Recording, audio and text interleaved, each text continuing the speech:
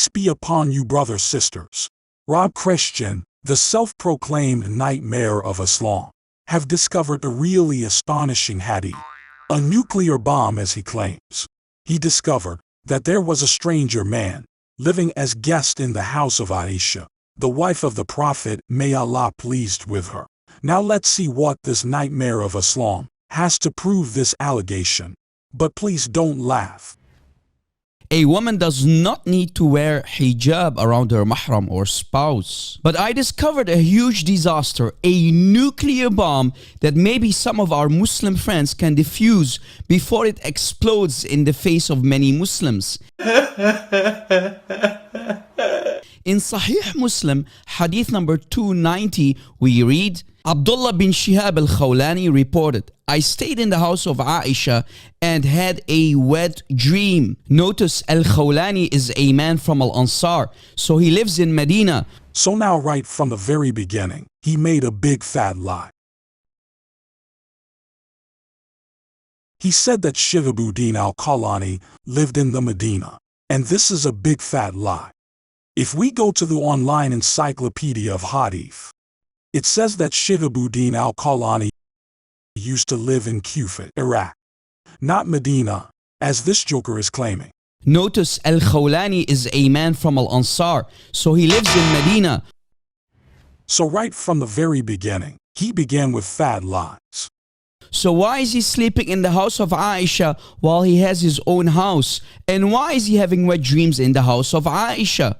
This man is not a family member of Muhammad or let alone Aisha. So now, let's read from the same exact hadith which he read from to see that he doesn't even know what he is talking about. So this translation is false.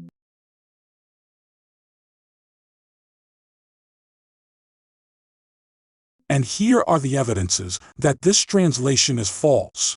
So now we have established that Shihabuddin al-Khawlani was living in Kufa, not Medina as this guy is claiming, which means that this man was not living in the same city of Aisha. May Allah be pleased with her. This man was living in Kufa, Iraq, which was so far away from Medina where Aisha lived. Notice al-Khawlani is a man from Al-Ansar, so he lives in Medina.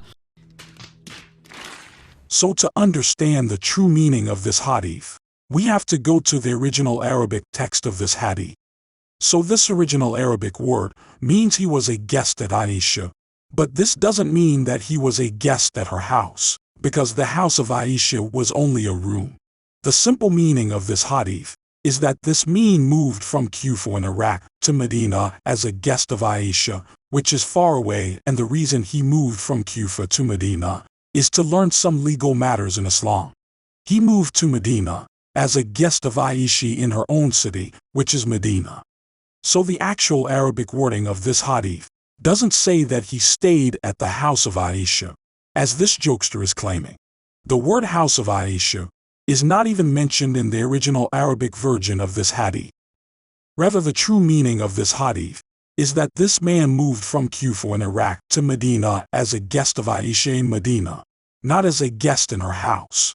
This Arabic word translates as I was a guest on Aisha, not I was a guest in the house of Aisha, which means that he was a guest in the same city of Aisha.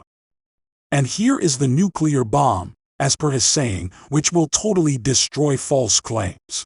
But I discovered a huge disaster, a nuclear bomb that maybe some of our Muslim friends can defuse before it explodes in the face of many Muslims.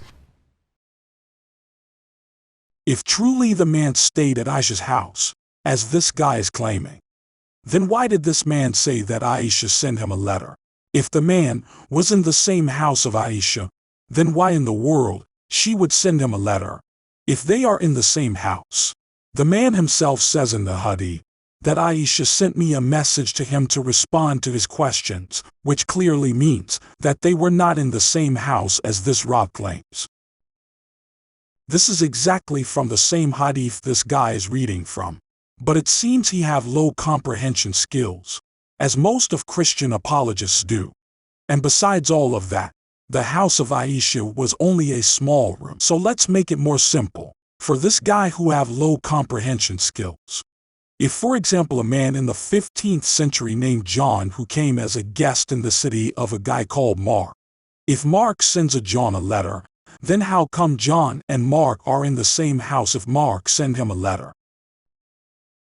This guy have very low comprehension and reading skills, and he doesn't even know what he is talking about. This guy needs to learn some basic common sense before he makes silly claims about Islam. And of course his followers don't even mind to fact-check his false claims. But since this guy believes in the Trinity, it seems that logic is an alien concept to him. So in conclusion, Shihab al-Qawlani did not live in Medina, but rather in Kufa. Shihab al-Qawlani didn't stay in the house of Aisha, may Allah be pleased with her. Shihab moved from city of Kufa to Medina as a guest for Aisha in Medina, not as a guest in her house. The original Arabic text didn't say anything about house of Aisha. The final blow to Rob's false argument is that Aisha sent Shihab letters, which is more than enough evidences that he did not stay in her house. How can someone send letters to a person who lives in the same house?